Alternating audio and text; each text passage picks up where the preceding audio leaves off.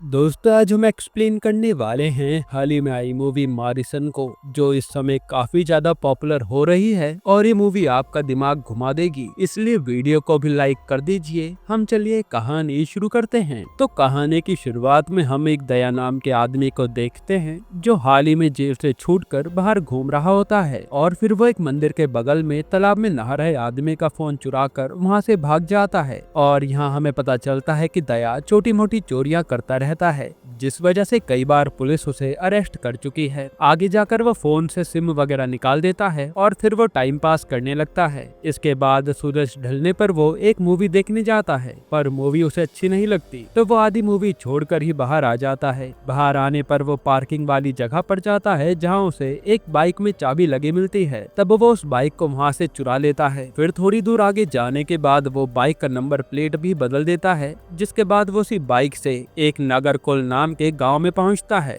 जहां उसे एक सुनसान सा घर दिखता है, जो कि देखने में काफी बड़ा था और उसकी सारी लाइटें बंद थी। ये देखकर उसे लगता है कि यहाँ पर कोई नहीं होगा और वो चोरी करने वहाँ चला जाता है। फिर अंदर जाने के बाद वो सभी कमरे चेक करने लगता है और कमरे चेक करते हुए उसे एक कमरे में एक आदमी खड़ा हुआ दिखता है, जिसका नाम वेला था। यहाँ वेला दया को देखते ही कहता है, अरे कुमार बेटा, तुम आ गए। मैं तुम्हारा कब से इंतजार कर रहा था। जो सुनकर दया सोचने लगता है कि ये आदमी मुझे कुमार कहकर क्यों बुला रहा है, जिसके बाद वेला उसे बार बार बुलाने लगता है। तब दया उसका मुंह बंद करते हुए कहता है कि तुम चिल्लाओ मत। और यही दया देखता है कि वेला के हाथ बंधे हुए हैं। फिर वेला कहता कि अरे बेटा, तुम मुझसे ऐसे बात कैसे कर रहे हो। दया बोलता है कि मैं आपका कोई बेटा नहीं हूँ। जो सुनकर वेला को याद आता है और वो दया को बताता है कि मुझे अल्जाइमर नाम की बीमारी है ना, तो मैं अक्सर चीजें भूल जाया करता हूँ। तुम्हें देखकर मुझे लगा कि मेरा बेटा आ गया है। दरअसल मेरी बीमारी की वजह से मेरा बेटा मुझे ऐसे बांध कर रखता है ताकि मैं कहीं खो ना जाऊं।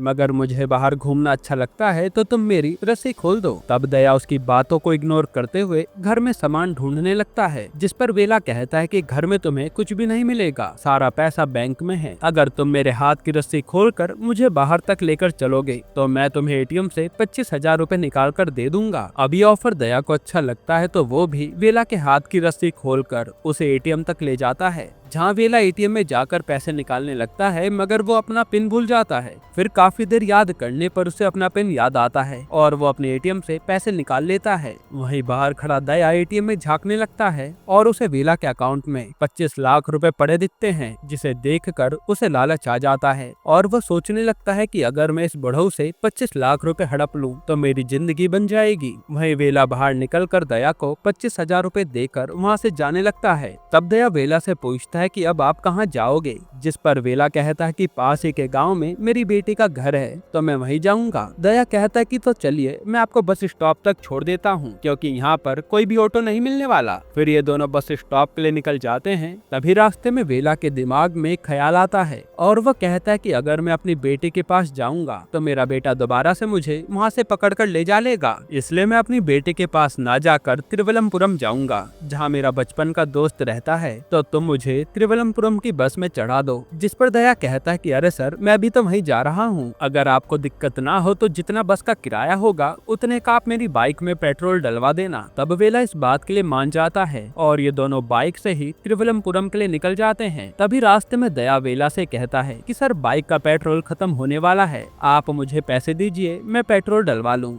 जिस पर वेला कहता है कि मेरे पास कैश नहीं है। फिर दया उसे एटीएम के पास ले जाकर कहता है कि सर लाइए, मैं पैसे निकाल लेता हूँ, आप कहाँ बार बार अंदर जाएंगे। तब वेला उसे एटीएम कार्ड देकर पिन बता देता है और दया अंदर जाकर जैसे ही वो पिन डालता है तो वो रॉन्ग दिखा रहा था। अब ऐसे ही बार बार चलता रहता है और वेला को पिन याद नहीं आता। जिसके बाद सुबह हो जाती है और ये दोनों एक ढाबे पर जाकर नाश्ता पानी करने बैठते हैं। यहाँ दया वेला को एक डायरी देकर उसे अपनी सारी इन्फॉर्मेशन लिखने के लिए कहता है कि वो कहाँ से आया है, उसका नंबर क्या है, वगैरह वगैरह। तब वेला उन सारी चीजों को लिखने लगता है, अपने घर का नाम, बच्चों का नाम और पिन नंबर भी। मगर जब दया उस पिन को ट्राई करता है तो वो दोबारा से गलत बता रहा था। फिर एटीएम से बाहर आने पर उसे उस ढाबे पर वेला कहीं नहीं दिखता। तब वो एक बस में वेला को चढ़ते हुए देखता है, तो दया भी तुरंत भागते हुए उस बस में चढ़ जाता है और वो वेला के पास आकर कहता है कि अरे सर, आप यहाँ कहाँ बैठ गए, चलिए हम साथ में चलते हैं ना। मगर वेला कहता है कि अरे बेटा, तुम कौन हो, मैं तुम्हें नहीं जानता। तब बस में बैठे लोगों को लगता है कि दया वेला को किडनैप करने आया है। वहीं बस का कंडक्टर कहता है कि चलो अब बस को पुलिस स्टेशन लेकर चलते हैं। इससे दया घबरा जाता है और कहता है कि अरे इनकी जेब में एक डायरी है, उसमें मेरा नाम और फोन नंबर लिखा हुआ है, आप चाहें तो उस पर कॉल करके देख लो। तब कंडक्टर उस नंबर पे कॉल करता है और वो नंबर दया का निकलता है। तभी वेला को भी याद आ जाता है कि अरे ये दया कौन है। फिर ये दोनों दोबारा से बाइक से अपना सफर शुरू करते हैं। जहाँ गर्मी ज्यादा होने के कारण वेला दया से कहता है कि बेटा हाईवे पर गर्मी ज्यादा हो रही है, क्यों ना हम दोनों गाँव से होते हुए चलें। जिसके बाद दया अपनी बाइक को गाँव की ओर ले लेता है। फिर गाँव में थोड़ा अंदर आने पर रास्ते में दया को एक बकरी वाला दिखता है जो कि अपनी काफी सारी बकरियों को रोड पर चला रहा था। तब दया जानबूझकर उसकी एक बकरी को बाइक से ठोक देता है और उसने ऐसा इसलिए किया ताकि वो वेला से पैसा ऐंठ पाए। यहाँ बकरी ठोकने पर वो आदमी काफी चिल्लाने लगता है कि अरे तुमने मेरी बकरी मार दी। तब दया कहता है कि अच्छा चिल्लाओ मत, मैं तुम्हें इस बकरी के 2000 दे दूंगा।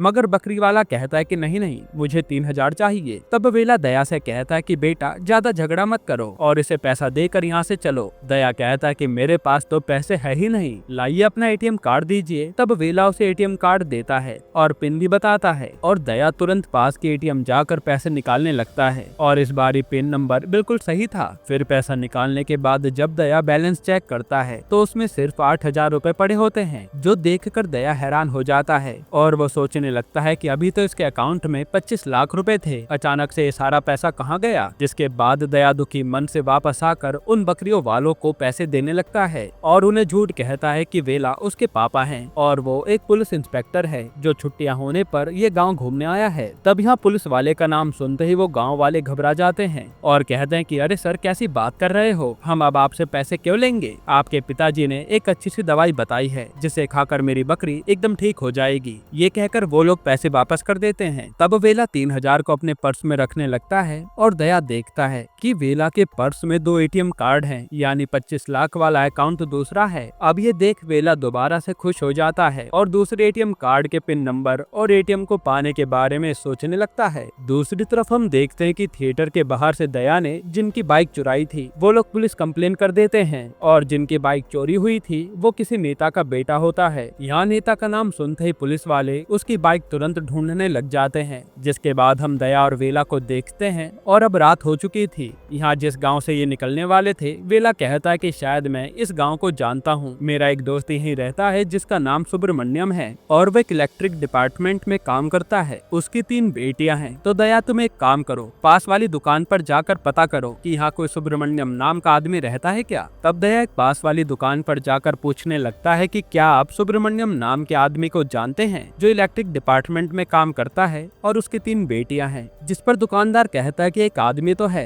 लेकिन उसका नाम श्रीनिवासन है। अब दया ये बात वेला को जाकर बताता है। तब वेला को ये बात सही नहीं लगती। फिर ये दोनों एक होटल के रूम में स्टे करते हैं और फिर दारू पीने लगते हैं। अब दारू पीते हुए दया वेला को अपनी सारी बातें बताने लगता है कि कैसे वो चोरी करने लगा और उसे चोरी क्यों करनी पड़ी वगैरह वगैरह। जिसके बाद वो कमरे से बाहर आकर अपने फ्रेंड गणेशा को कॉल करके सारी बातें बताने लगता है कि भाई मुझे एक बुढ़ऊ मिला है जिसके अकाउंट में 25 लाख रुपए हैं, मुझे बस उसका एटीएम नंबर पता लगाना है। जो सुनकर गणेशा कहता है कि भाई तूने इस बारी काफी बड़ा हाथ मारा है, एक काम कर तू मुझे उस एटीएम कार्ड की फोटो भेज दे जिसका डुप्लीकेट एटीएम कार्ड बनवा के मैं तेरे पास भेज देता हूँ ताकि तू उससे बदल सके। इसके बाद दया रूम में वापस जाकर वेला के साथ काफी दारू पीता है और चुपके से एटीएम कार्ड की फोटो अपने दोस्त को भेजकर सो जाता है। फिर अगले दिन सुबह ये दोनों दोबारा से उस गाँव के लिए निकल जाते हैं जहाँ रास्ते में वेला एक बार फिर भूल जाता है कि दया कौन है। तब दया उसे याद दिलाता है। जिसके बाद ये आगे बढ़ते हैं तो इनकी बाइक पंचर हो जाती है। तब दया अपनी बाइक में पंचर लगवाने लगता है। उसी टाइम गणेशा का उस पर कॉल आता है। वो कहता है कि मैंने 2 आदमियों को डुप्लीकेट एटीएम कार्ड देकर भेज दिया है, तुम उनसे ले लेना। जिसके थोड़ी देर में वो आदमी आकर उसे वो एटीएम कार्ड दे जाते हैं। अब एटीएम कार्ड लेकर जब दया वेला के पास जाता है तो वो देखता है कि वेला वहाँ के लोगों से झगड़ा कर रहा है। दरअसल वहाँ खड़े लोग कैरम बोर्ड पर पैसा लगा रहे थे तो वेला भी पैसे लगाकर कैरम खेलने लगा था जिसमें वो 10,000 रुपए हार गया। तब दया वहाँ पहुंचकर उन आदमियों से झगड़ा करने लगता है मगर वेला बात को संभाल लेता है और उन्हें 10,000 देकर दया को लेकर वहाँ से निकल लेता है। इसके बाद हम देखते हैं कि वेला और दया एक आश्रम पे पहुँचते हैं। इसी आश्रम में वेला का दोस्त रहा करता था और जैसे ही वेला अपने दोस्त से मिलता है तो यहाँ दोनों एक दूसरे को देखकर बहुत खुश होते हैं। तब दया वेला के दोस्त से उसके और उसके बेटे के बारे में पूछने लगता है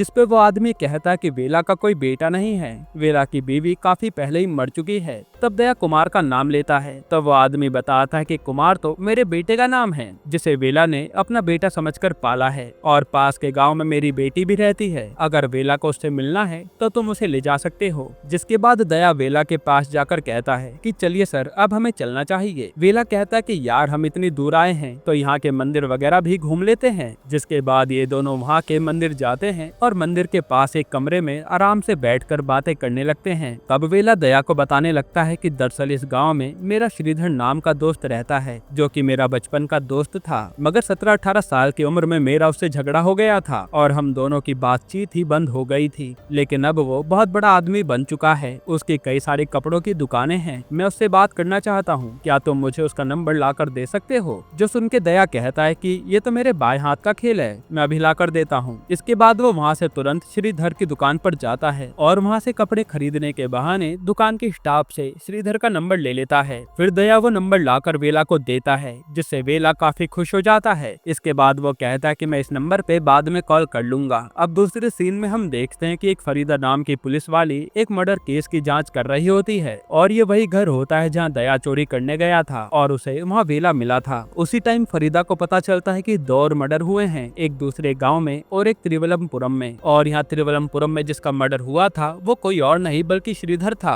कल दया ने श्रीधर का नंबर वेला को दिया और आज उसकी मौत हो गई। वही श्रीधर की लाश एक झील में मिलती है। इसी के साथ श्रीधर का सिम अभी भी एक्टिव दिखा रहा था। फरीदा समझ जाते है कि कातिल ने श्रीधर का फोन अपने पास रखा है और वो ट्रेवल कर रहा है। जिसके बाद हम दया और वेला को देखते हैं जो कि दोबारा से दूसरे गांव की ओर बढ़ने लगे थे। रास्ते में वेला कहता है कि जो अगला गांव आने वाला है उसमें मेरा एक और दोस्त रहता है और उसके गांव में एक बड़ा फेस्टिवल भी होता है, तो आज हम वहीं रुकेंगे। अब रात तक ये उस गांव में पहुंच जाते हैं और हमें पता चलता है कि गणेशा भी उसी गांव में रहता है, जहां रात को दया गणेशा से मिलता है और कहता है कि उसके एटीएम का पिन मुझे अभी तक नहीं पता चला। अगर ऐसा ही चलता रहा तो मुझे उसके पिन के बारे में पता लगाने में सालों बीत जाएंगे। वहीं हम वेला को देखते हैं जो कि बेहोशी वाली दवाई को दारू में मिला देता है और फिर दया और गणेशा को बुलाकर उनके साथ दारू पीने लगता है। दारू पीने के बाद दोनों जने बेहोश हो जाते हैं और वेला तैयार होकर बाहर जाता है। बाहर जाकर वो शिवा नाम के टीचर को कॉल करके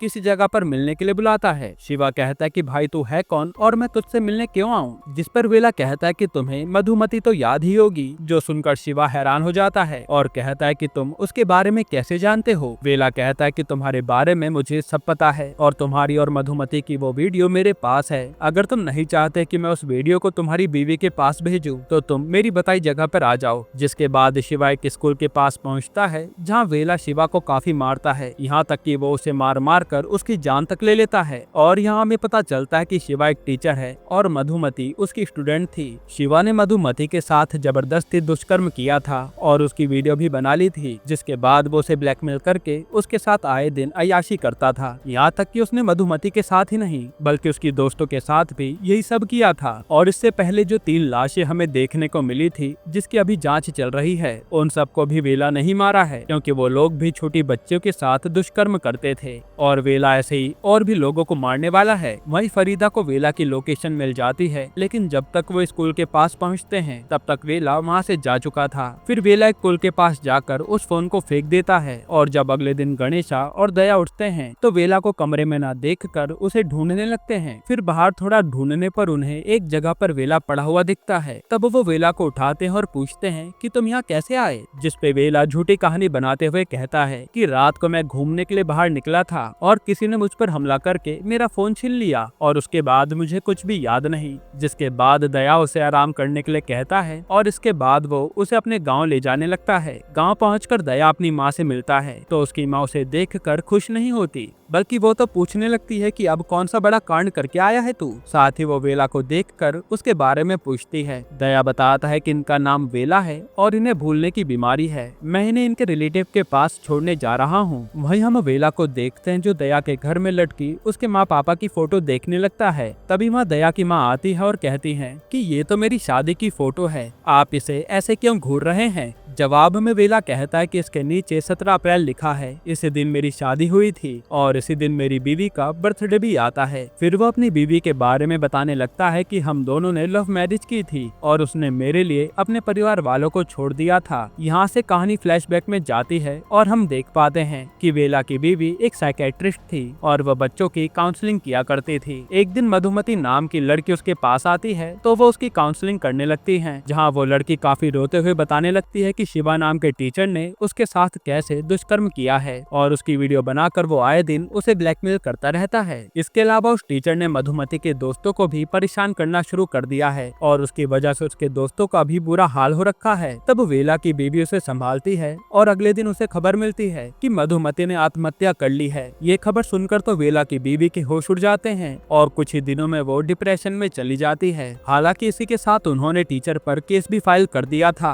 और फिर धीरे धीरे वेला की वाइफ को अल्जाइमर हो जाता है, जिसमें वो चीजें भूलने लगती हैं। फिर कोर्ट में जब वेला की बीवी को बुलाया जाता है स्टेटमेंट देने के लिए, तो वो ढंग से अपनी स्टेटमेंट भी दे नहीं पाती। इन्हीं सब चीजों के बारे में सोचकर वो काफी परेशान होती है और एक दिन वो सारी बातें एक डायरी में लिखकर अपने पति वेला को दे देती है। वो कहते कि मधुमती के साथ जिसने भी गलत करा है तुम उन्हें जिंदा मत छोड़ना, और अगले दिन वो आत्महत्या कर लेती है। ये देखकर तो वेला पूरा टूट जाता है और उसी दिन वो डिसाइड कर लेता है कि वो ऐसे लोगों को जिंदा नहीं छोड़ेगा। हालांकि अब वेला को सिर्फ एक आदमी को मारना था जिसका नाम था अरुण, क्योंकि वो छोटी बच्चियों को किडनैप करके उन्हें मार्केट में बेचा करता था। अब कहानी प्रेजेंट में आती है, जहाँ ये दोनों दोबारा से बाइक पर बैठकर निकल जाते हैं। तब वेला दया से कहता है कि यार तुम इतने दिनों बाद अपने गाँव आए हो तो तुम अपनी माँ के पास रुको, मगर दया कहता है कि अरे नहीं सर, मुझे आपके साथ मजा आ रहा है, आपको आपके गाँव छोड़कर मैं वापस आ जाऊंगा और मैंने सोच लिया है कि अब से मैं चोरी नहीं करूंगा। तभी दया के पास उसकी माँ का फोन आता है और वह बताती है कि घर पर 10 लाख का चेक पड़ा है। जो सुन के दया बाइक रोक लेता है और वेला से पूछने लगता है कि सर ये चेक आपने रखा है ना। वेला पहले तो कुछ नहीं कहता, लेकिन दया के बार बार पूछने पर वो बता देता है कि हाँ यार मेरी कोई औलाद नहीं है तो मैं इतने सारे पैसों का क्या करूंगा, तुम अब एक अच्छी जिंदगी जीना और उन 10 लाख रुपए से एक छोटा सा बिजनेस डाल लेना।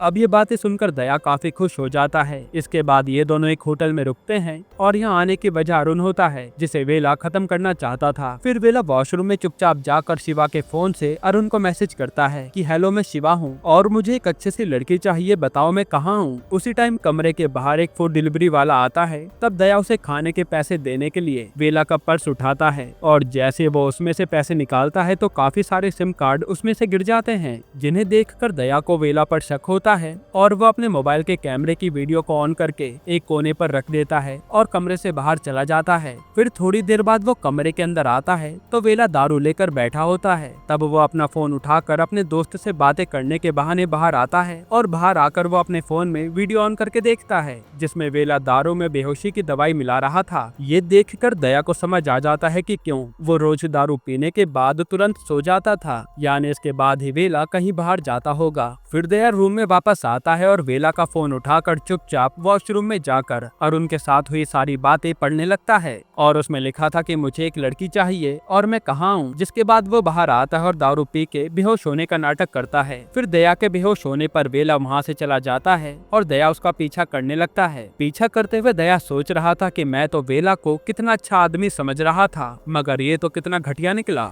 खैर वेला उस जगह पर पहुंचकर अरुण का इंतजार करने लगता है, लेकिन अरुण के न आने पर वो वापस आ जाता है। तब उससे पहले दया भी रूम में पहुंचकर सोने का नाटक करने लगता है और यहाँ वेला भी आकर चुपचाप सो जाता है। अब अगले दिन रूम पे गणेशा आता है, जिसे दया सारी बातें बता देता है कि मैंने वेला को कितना अच्छा समझा था, लेकिन वो तो कितना घटिया आदमी निकला जो मासूम लड़कियों के साथ ये सब करता है। तब गणेशा कहता है कि एक काम करते हैं, हम इसे मेरे गेस्ट हाउस पर ले जाकर खूब मारते हैं, तभी इसे सबक मिलेगा। ये आइडिया दया को भी सही लगता है और वो वेला को गणेशा के साथ उसकी कार में बैठाकर कहता है कि आप गणेशा के साथ उसके गेस्ट हाउस जाइए, मैं पीछे से ड्रिंक लेकर आता हूँ। तब वेला भी ज्यादा ध्यान न देकर चल देता है, लेकिन पूरे रास्ते वो पीछे मुड़कर देखता रहता है तो दया कहीं भी नजर नहीं आता। तब गणेशा कहता है कि सर चिंता मत करिए, वो आ जाएगा। तभी वेला कार में की चैन लटकी हुई देखता है जिसे उसने अरुण की डीपी में देखा था। अब यहाँ सच्चाई पता लगाने के लिए वेला अरुण को कॉल करता है तो वो कॉल गणेशा उठाता है और यहाँ गणेशा हंसते हुए कहता है कि अरे वाह बुड्ढे,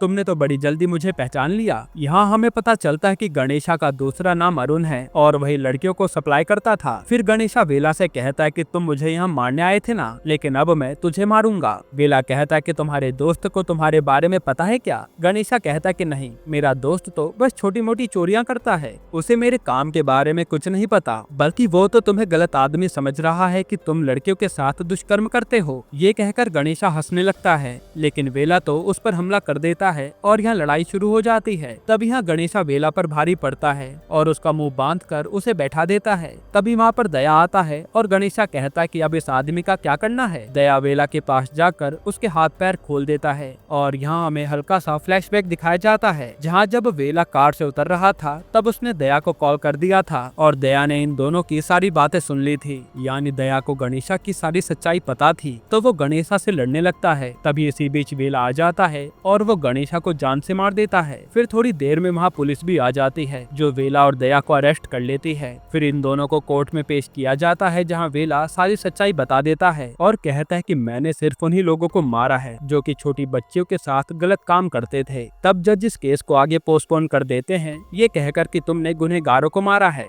लेकिन कानून को अपने हाथ में लेना ये अच्छी बात नहीं है। वहीं बाहर आने पर फरीदा वेला और दया को लड्डू खिलाने लगती है और कहती है कि आज मेरी बेटी का जन्मदिन है। उसी तरह जिन लड़कियों के साथ अत्याचार हुआ था उन सभी के माँ बाप वेला को थैंक यू कहने आए थे। यहीं पर एक और शॉकिंग बात पता चलती है कि जब दया गणेशा से लड़ रहा था तो उसी लड़ाई में दया ने ही गणेशा को जान से मारा था, मगर दया की जिंदगी खराब ना हो इसलिए वेला ने उस खून का इल्जाम अपने सर पर ले लिया था। अब जब पुलिस इन दोनों को वैन में बैठा कर ले जा रही होती है तब दया वेला से कहता है कि सर, जिस दिन मैं चोरी करने उस घर में गया था तो आप वहाँ क्या कर रहे थे? वेला कहता कि मैं वहाँ उस आदमी को मारने ही गया था, लेकिन उल्टा उस आदमी ने मुझे खूब मारा और रस्सी से बांध दिया। तब मैंने रस्सी से बंधे हुए ही किसी तरह उस आदमी को खत्म कर दिया था और उसे बेड के नीचे छुपा दिया था। फिर जैसे मैं वहाँ से जाने लगा तभी तुम मेरे सामने आ गए और मुझे समझ नहीं आया कि मैं क्या करूँ। तब मैंने भूलने का नाटक किया। अब ये सारी बातें सुनने के बाद दया हैरान हो जाता है। यहीं पर ये मूवी खत्म होती है। दोस्तों, आपको ये मूवी कैसी लगी हमें कमेंट में जरूर बताइएगा। और अगर मैं आपको छोटा सा रिव्यू दूं तो इस मूवी की शुरुआत में तो ऐसा लगता है कि पता नहीं क्या चल रहा है, लेकिन जब धीरे धीरे सारे पॉइंट्स रिवील होते हैं तो आप इस मूवी से जुड़ जाते हैं और ये मूवी मुझे काफी पसंद आई है। बाकी आपको ये कहानी कैसी लगी कमेंट में बताना, और इसके अलावा आप कौन सी मूवी का एक्सप्लेनेशन चाहते हैं वो भी कमेंट करना। और अगर आपको हाल ही में एक कमाल की मूवी देखनी है तो आप ये वीडियो देख लीजिए।